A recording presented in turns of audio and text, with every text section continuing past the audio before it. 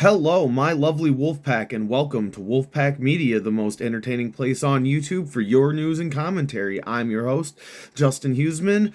We have a great show today, and I can't wait to get started. But before we do, don't forget to hit that like button and subscribe to our channel.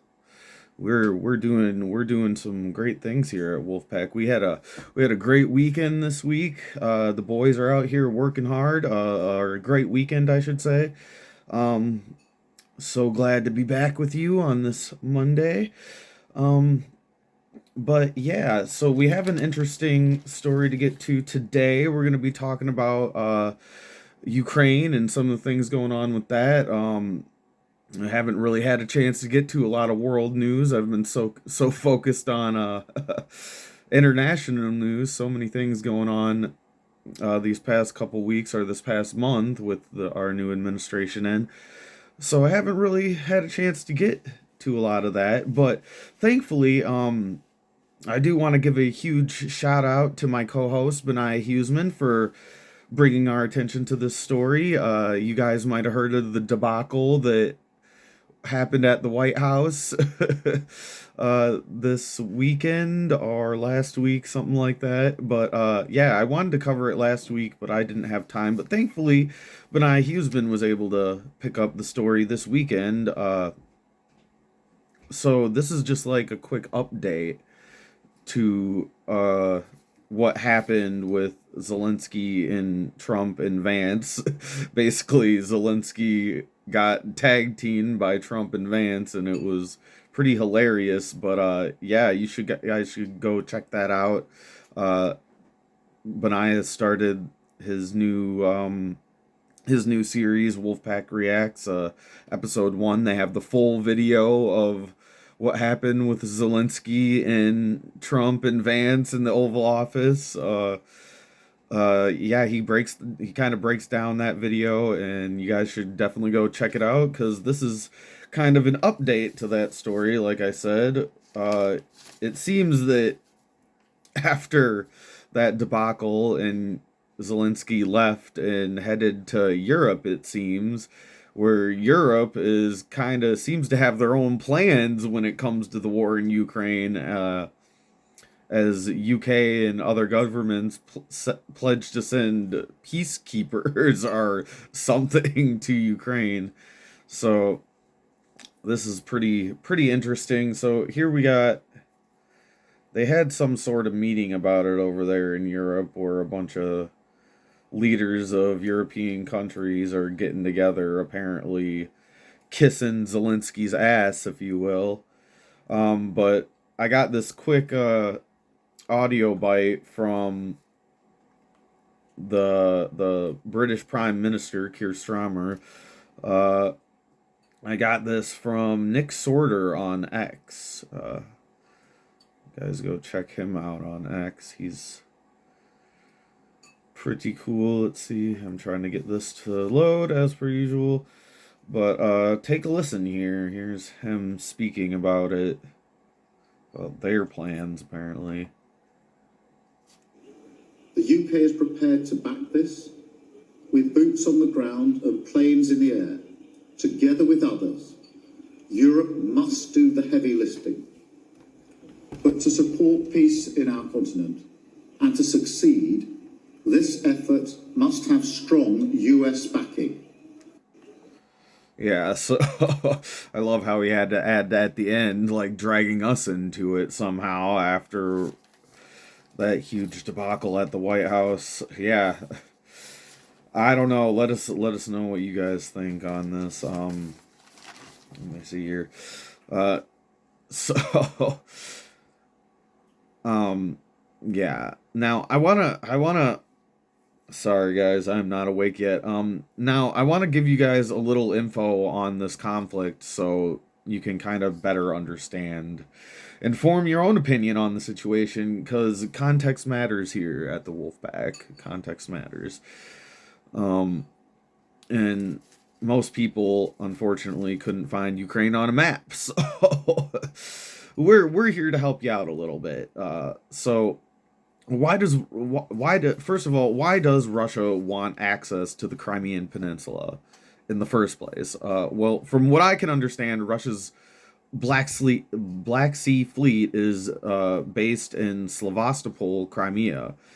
They aren't going to build a new port for selling and transporting fuel. They're just not going to do that.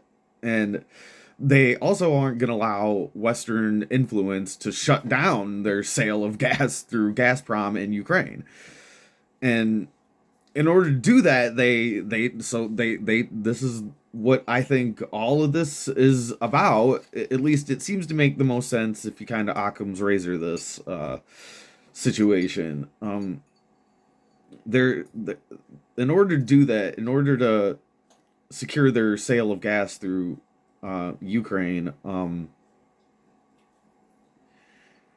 they took the Donbass region, right, down all the way down to Crimea, so that they can maintain access to the Black Sea. It's their main port for transporting goods and fuel and etc. Energy, whatever, what have you. That access, either way, that access is key for Russia's economy. Like half of their economy relies on this port and the access to the Black Sea. So kind of let us know what you guys think, because I'm not gonna sit here and tell you guys that like Putin's a great dude and Russia's awesome and whatever, but I just kind of wanted to let you guys know that the Soviet Union was abolished in 1991. So that was before I was born. So all us millennials out there, millennials shouldn't really have anything to say about this, because Russia has not been a problem for us for our entire lifetime. Like, we've had more problems here in the United States with our own government. So, like, Russia is not at the top of my list anyway of problems or countries we should be having huge problems with. Like I said, for the entirety of my life, there has been no Soviet Union, so I don't really know. It makes more sense to me that Russia just relies on this port for their economy, and that seems pretty legitimate to me. I don't know. So let us know what you guys think, because it seems like, I don't know. I got an article here about what happened with all this other stuff. I wish I had the full video for you guys on Keir Starmer's speech, but that'd probably be boring anyway, so that's why I just kind of snagged that quick audio clip. But we have an article here. It's from NPR. It's from yesterday, it looks like. UK Prime Minister unveils steps towards a Ukraine peace deal, urges U.S. cooperation. Yeah, you guys heard that at the end of that audio clip. He had to make sure, oh yeah, we can't do this without the U.S. But of course. Anyway, the article says British Prime Minister... Oh, pop-ups. Pop-ups, guys, hate them. British Prime Minister Keir Starmer on Sunday laid out a framework for a plan to end Russia's war in Ukraine, one where Europe will lead the charge for securing peace, while still relying heavily on U.S. backing. Yeah, because the UK can't do anything. The proposal is a result of emergency talks held by European leaders in London following President Trump's heated exchange with Ukrainian President Vladimir Zelensky at the White House last week. Over the weekend, leaders from over a dozen countries got together to discuss a roadmap to peace and security for Ukraine as the country faces its third year of war with Russia.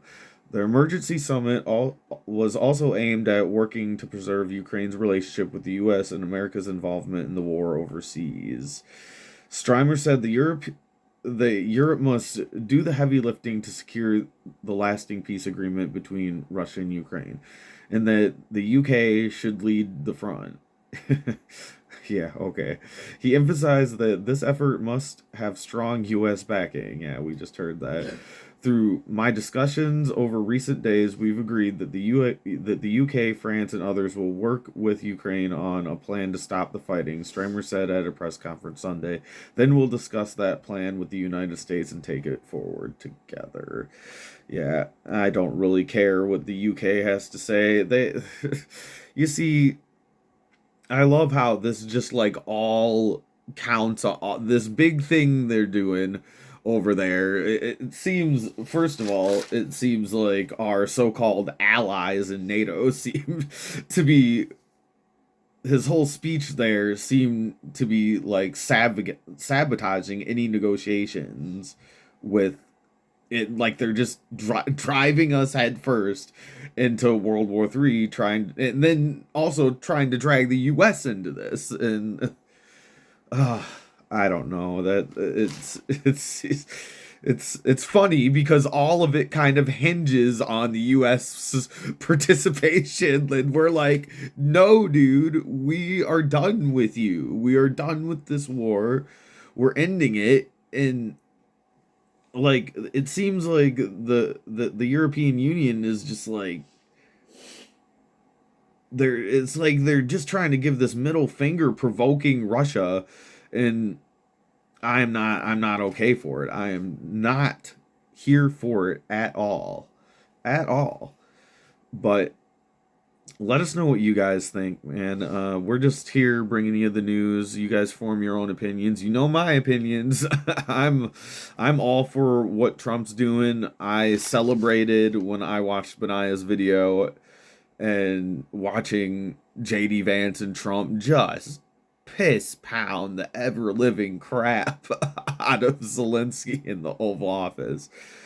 I was here for it. That's the way that those two were talking to him there in the Oval Office. That's what we voted for Trump for. We missed this. We missed this.